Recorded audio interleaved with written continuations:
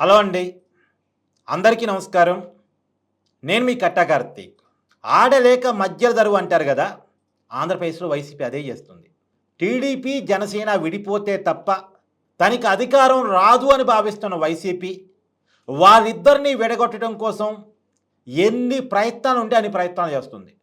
ఎన్నికల ముందు ముద్రగడ పద్మనాభంని ముందు పెట్టి టీడీపీ జనసేన కలవకుండా చేయడం కోసం ఎన్ని ప్రయత్నాలు చేసినా మీ అందరికీ తెలుసు. ముద్రగడ పద్మనాభం కావచ్చు, హరిరామ జోగేని కావచ్చు, వాళ్ళు జీవితాంతం నిర్మించుకున్న క్రెడిబిలిటీ వైసీపీ ట్రాప్లో పడి పోగొట్టుకున్నారు. ముద్రగడ పద్మనాభం అయితే ఏకంగా కులాన్నే మార్చుకోవాల్సిన పరిస్థితి. ఇప్పుడు జడా శ్రవణ్ కుమార్ని ముందు పెట్టి అదే ప్రయత్నాన్ని చేస్తుంది వైసీపీ అనేటువంటి చర్చ నడుస్తూ ఉంది. జడా శ్రవణ్ కుమార్ ఈ మధ్యకాలంలో ఒక స్టేట్మెంట్ ఇచ్చారు. దళితులు కాపులు ఒకటి కావాలి. సహజంగా ఒక మేధావి ఏం చెప్పాలి, ప్రజలంతా ఐక్యం కావాలి అని చెప్పాలి. కానీ ఆయన ఇస్తున్నటువంటి నినాదం దళితులు కాపులు ఒకటి కావాలి. కాపులకి సీఎం పదవి ఇవ్వాలి, మరి దళితులకి ఇవ్వకూడదా? మరి ఆయన దళిత నాయకుడు కదా, మాజీ జడ్జి కదా, సామాజిక సమీకరణాలు ఇచ్చా దళితులకి ఇవ్వకూడదా? అంటే ఏం లేదు, కాపులకి ఇవ్వాలి అనే డిమాండ్ వెనక ఆయన ఉద్దేశం ఏంటి అంటే, ఇప్పుడు కాపులు మేజర్గా ఎవరు వెనకాల ఉన్నారు? పవన్ కళ్యాణ్ వెనుకున్నారు, జనసేన వెనుకున్నారు. జనసేన కూటమిలో భాగంగా టీడీపీతో పొత్తులో ఉంది. ఇప్పుడు ఈ కాపులకి సీఎం కావాలని సహజంగా ఏ కులానికైనా మా కులానికి సీఎం కావాలని కోరిక ఉంటుంది. ఇప్పుడు కాపులో సీఎం కోరికని ఎప్పటి నుంచో ఉన్న కోరికని రెచ్చగొడితే వాళ్ళు టీడీపీ నుంచి దూరం అవుతారు. వాళ్ళు పవన్ కళ్యాణ్ మీద ప్రజలు తీసుకొస్తారు, టీడీపీ నుంచి విడిపోమని, నువ్వే సీఎం కమ్మని. దీన్ని జనసేన కేడర్లోకి బలంగా తీసుకెళ్లే ప్రయత్నం కోసం వైసీపీ చెప్తే ఎవరు వినరు, ఎవరు నమ్మరు. కాబట్టి మేధావి న్యూట్రల్ అనిపించే వ్యక్తుల ద్వారా కాపులకు సీఎం కావాలి, కాపులకు సీఎం కావాలి. ఎందుకంటే వైసీపీ ఆ మాట అనలేదు. వైసీపీ అధికారంలోకి వస్తే జగన్మోహన్ రెడ్డి సీఎం అవుతాడు, కాపులకు సీఎం ఎవరుగా. కాబట్టి వైసీపీ అనలేని పదాన్ని ఇలాంటి వాళ్ళ ద్వారా మాట్లాడించి పవన్ కళ్యాణ్ని జనసేనని టీడీపీ నుంచి దూరం చేయాలి. పవన్ కళ్యాణ్ దూరం చేయలేకపోయినా సరే కనీసం జనసేన క్యాడర్ని టీడీపీ నుంచి దూరం చేయాలి, టీడీపీ క్యాడర్ నుంచి దూరం చేయాలి. వాళ్ళ మధ్య ఉన్నటువంటి కోఆర్డినేషన్ని గ్రౌండ్ లెవెల్లో దెబ్బ కొట్టాలి. ఇది ప్రయత్నం.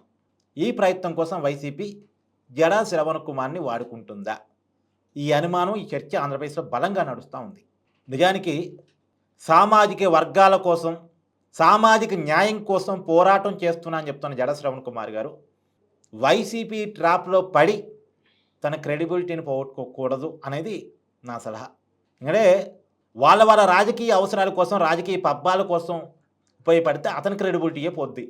ఎగ్జాంపుల్ ముద్రగడ పద్మనాభంకి ఎలా అయితే పోయిందో, హరిరామ జోగేకి ఎలా అయితే పోయిందో, అలాగే జడా శ్రవణ్ కుమార్ యొక్క క్రెడిబిలిటీ కూడా పూర్తిగా పోవడానికి అవకాశం ఉంది. ఆటోమేటిక్గా ఈ మధ్యకాలంలో ఆయన మాట్లాడుతున్న మాటలు బట్టి పోగొట్టుకుంటూనే ఉన్నాడు. కాపాడుకునే ప్రయత్నం చేయకుండా తన క్రెడిబిలిటీని పోగొట్టుకునే ప్రయత్నం చేస్తున్నాడు. అందులో కూడా మళ్ళీ వైసీపీ ఛానల్స్లోనే మాట్లాడుతున్నాడు. వైసీపీ అనుకూల social media, YCP official satellite media అంటే మీ అందరికీ ఐడియా ఉంటుంది. ఏ పేపరు, ఏ టీవీ ఛానల్, ఆ టీవీ ఛానల్ చర్చలో పోయి మరి మాట్లాడుతున్నాడు.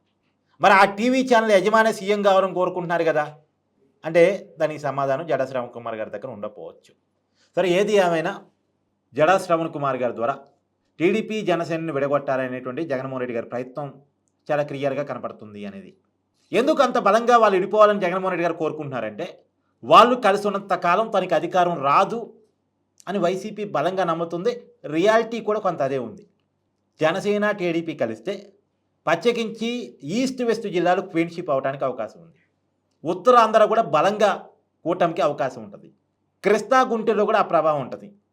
బలంగా తను ఉన్నారనుకున్న వైసీపీ రాయలసీమ, కొత్త రాయలసీమ బెల్ట్ వైసీపీ కొన్ని జిల్లాలు బలంగా స్ట్రాంగ్గా ఉంటుంది.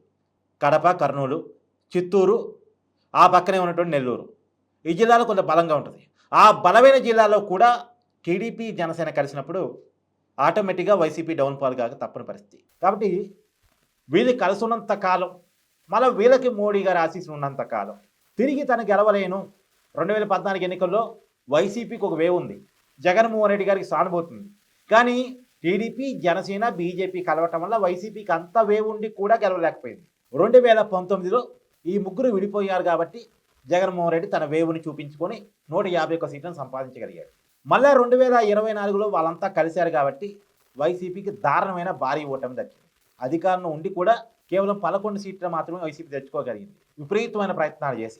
మరి ఆ ప్రయత్నాలు 2029లో చేయగలిగిద్దంటే అన్ని ప్రయత్నాలు చేయడం సాధ్యం కాదు కదా! అధికారంలో ఉన్నప్పుడు కొన్ని ప్రయత్నాలు అదనంగా చేయగలరు. ఇప్పుడు కూటమి మీద ఏదైనా భారీ వ్యతిరేకత వస్తే అది వేరే విషయం. కానీ అంత వ్యతిరేకత ఇప్పుడు ప్రజల్లో కనపడటం లేదు. వైసీపీ ఎన్ని ప్రయత్నాలు చేసినా. కాబట్టి సామాజిక సమీకరణాలు ఇచ్చా చూసినా, పార్టీల బలాబలాలు ఇచ్చా చూసినా టీడీపీ, జనసేన కలిసి ఉండి బీజేపీ వాళ్ళకి తోడుగా ఉన్నంత కాలం వాళ్ళని అధికారం నుంచి దించడం అసాధ్యమని వైసీపీ బలంగా నమ్ముతుంది. ముందుగా పవన్ కళ్యాణ్ని రెచ్చగొట్టే ప్రకటన ద్వారా పవన్ కళ్యాణ్ని ట్రాప్లో లాగుదామని చాలా ప్రయత్నం చేసింది, కానీ పవన్ కళ్యాణ్ గారు ట్రాప్లో పడేటట్లేరు.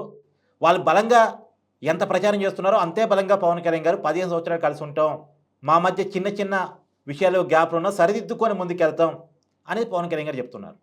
ఇది జగన్మోహన్ రెడ్డి గారికి సహజంగా నచ్చని స్టేట్మెంట్.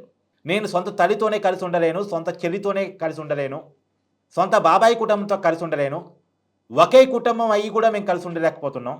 వాళ్ళు ఒక కుటుంబం కాదు, ఒక కులం కాదు, ఒక పార్టీ కాదు, ఒక బ్లడ్ గ్రూప్ కాదు, కానీ వాళ్ళు భలే కలిసి ఉంటున్నారే, ఎలాంటి మనస్పర్ధలు లేకుండా ఐక్యంగా ముందుకెళ్తున్నారే. ఇది జగన్మోహన్ రెడ్డి గారికి మింగుడు పడని విషయం. అంటే తనకి సాధ్యం కాంది తన కళ్ళ ముందే జరుగుతూ ఉంటే తన రాజకీయ శత్రువులు కలిసి ఉంటానని జగన్మోహన్ రెడ్డి గారు జీర్ణించుకోలేక వాళ్ళని విడగొట్టాలనేటువంటి విపరీతమైనటువంటి ప్రయత్నంలో ఆయన ఉన్నారు.